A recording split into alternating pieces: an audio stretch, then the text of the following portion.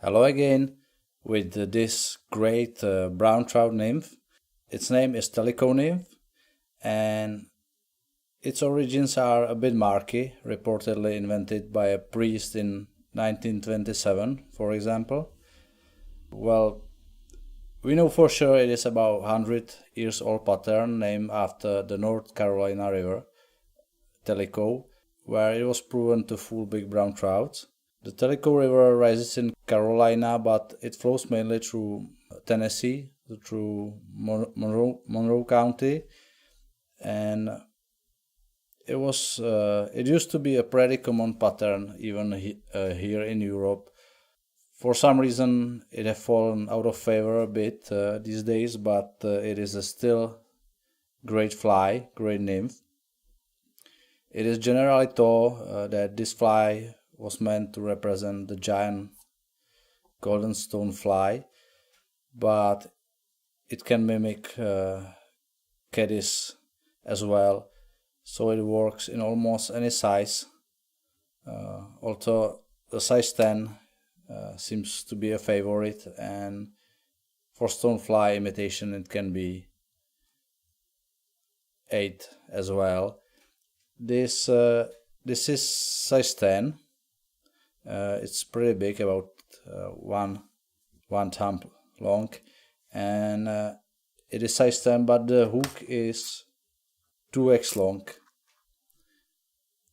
and 2x heavy. It is a Tiemco 5262. If you don't know what means the 2x, it is 2 sizes longer, like this one size 10, and the hook shank is long as on the standard hook size 8. Recipes for this traditional pattern vary a little among tyres. Here these tips originally, or tail, was originally the guinea fowl feather.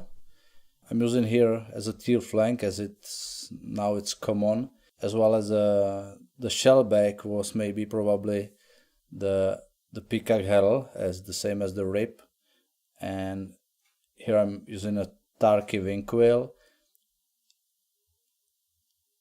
Sometimes it's even covered with a UV glue or something. Yeah, and it can have some coating. I'm doing this without coating, just the plain turkey feather. It's a weighted nymph, great for brown trouts, proved. So let's go for fly. As I said, the hook Tiemco size 10, or the barb the hook.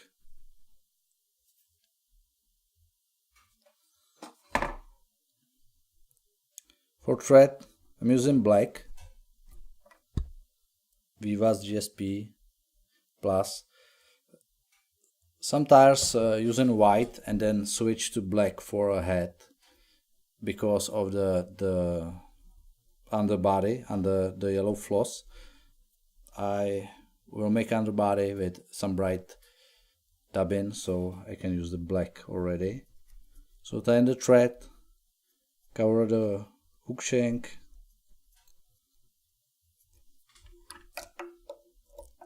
and as I said, tail is a Teal Flank. Take a few barbs, choose some straight one if possible, or the original guinea fowl, and tie it in. Not too long.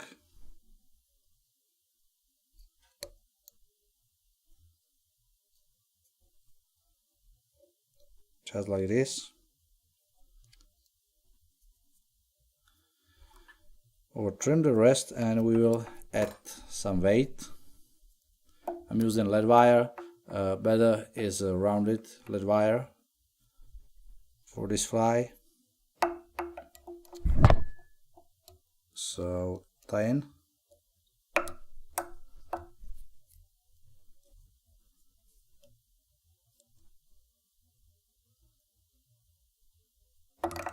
And start to wrap.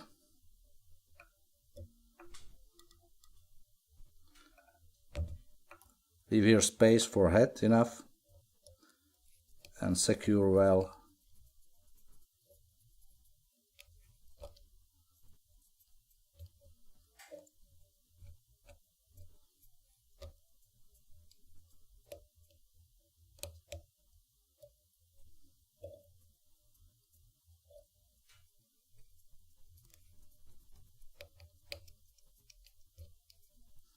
We can add a drop of varnish as well, so it will not rotate.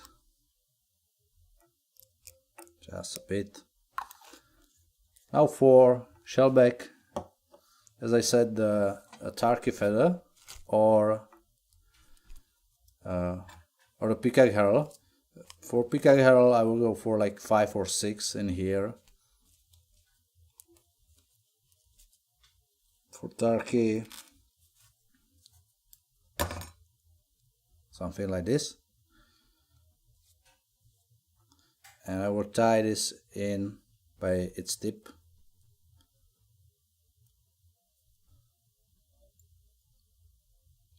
Tie it right on top.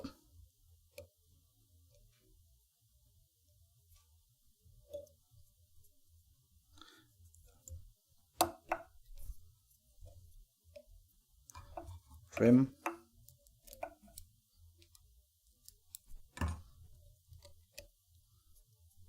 Secure.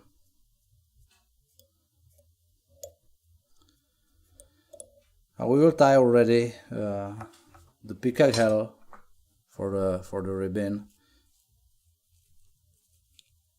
So choose 5. 1, 2, 3, 4, 5, and just cut off the butt section. Tie in.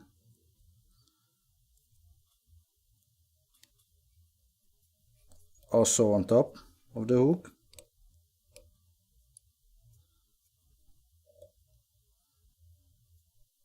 Okay, and we will tie a piece of copper wire, choose some thin one.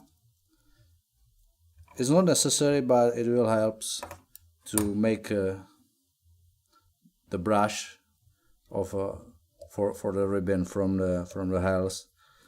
So it's good to use this. I saw this somewhere.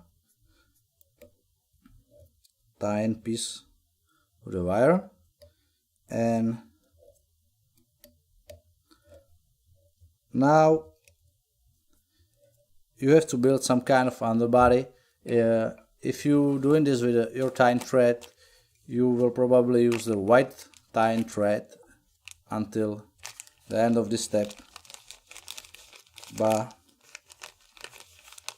I'm going to use a Fly-rite, some bright color, long fiber polypropylene, and I will make the underbody with this,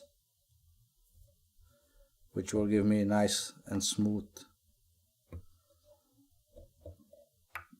shape.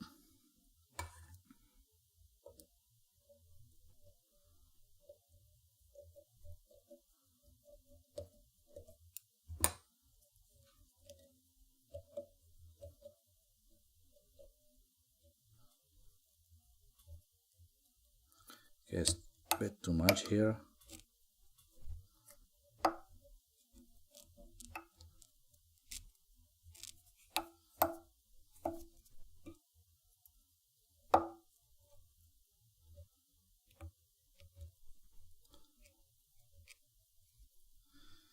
And that's it. Now we're going for the yellow. I'm using UNI-Floss, bright yellow. Take a piece long enough, about 25 maybe centimeters, and tie it in.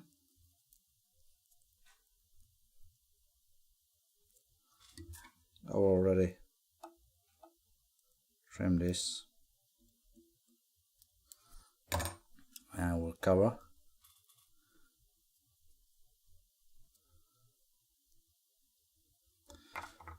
And now Keep in mind you should have clean hands when you're working with floss in this bright color. We will make the body.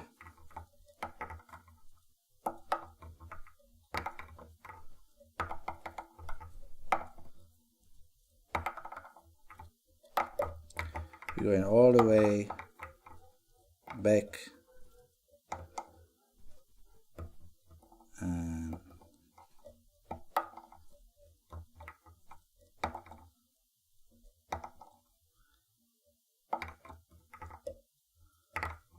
back.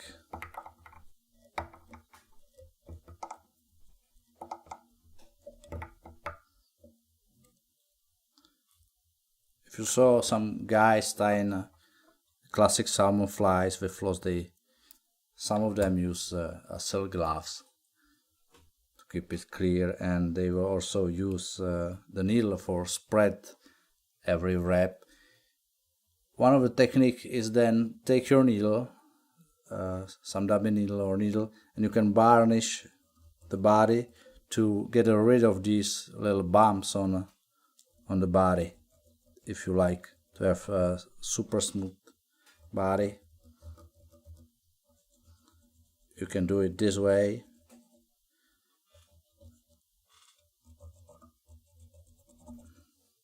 Okay, it's enough for me. And yeah, now for ribbon, take your herls and take the wire and spin the wire around these herls a few times. Maybe, I don't know, like 7 to 10.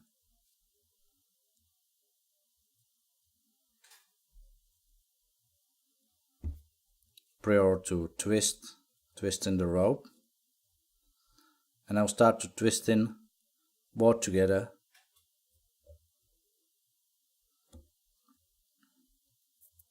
And we're going to make about four evenly spaced wraps, and still keep turning, keep twisting this rope.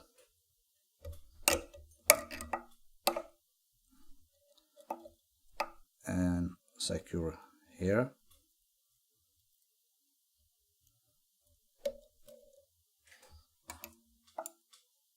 Trim rest.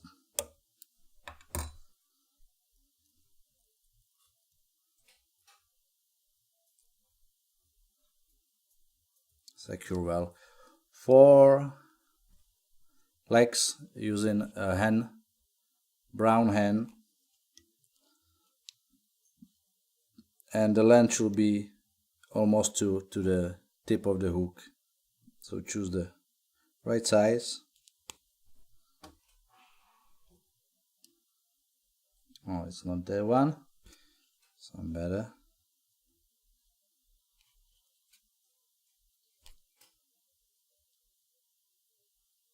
Okay, we don't need much. We will make like 3 wraps. Peel off the butt section.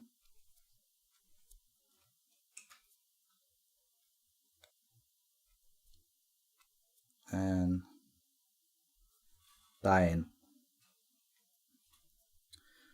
Some guys again will be peel off the one side of the feather. I don't really care that much here. Take a plier,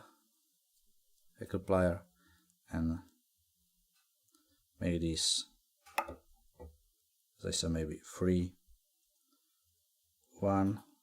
The next one is okay. I'll break the tip. Next one is just in front of the previous one.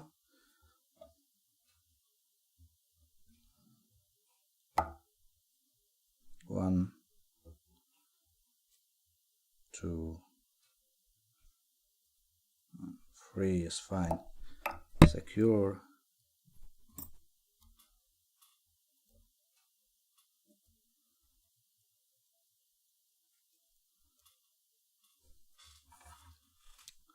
Trim this.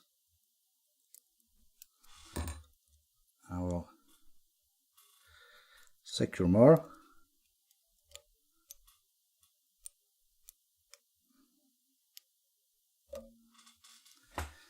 Now we just tie down the shellback. You take this, you can trim these hackles here or split them, or just put it there. Nicely tight. And with strong travel wraps. Secure well. Trim. We will shape a head. It can be a bigger in here.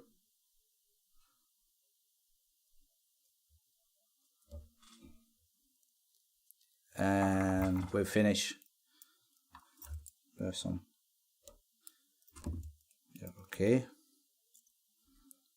We finish the fly head.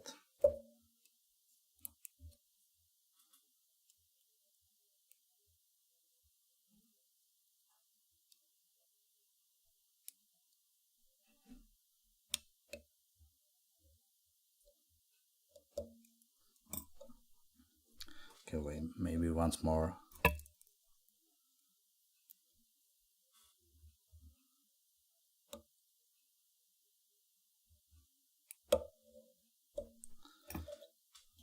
Now, as I said, you can coat the back. I will just add a varnish, a big drop on the head, make it a bit more shiny.